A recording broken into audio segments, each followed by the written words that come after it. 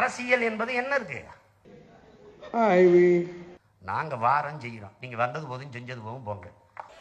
யாராது யாதும் ஊரே யாவரும் கேளீர்னு பாடினா யாராது உள்ள வேண்டா கத்துறது?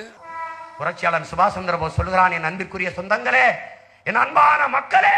இப்ப சொல்லிக்கிட்டே இருக்க கேட்கல, அறிவு கட்டவீங்களா? சொல்லிக்கிட்டே இருக்க கேட்க மாட்டா, இருக்கிறவங்கள சும்பையலா.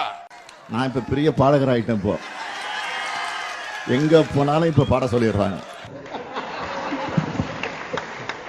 எத்தனை காலந்தான் ஏமாற்றுவா இந்த நாட்டில, சொந்த நாட்டில.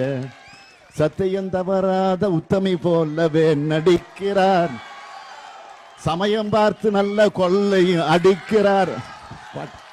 அதுக்கு முழு காரணம் வைகொண்டான்.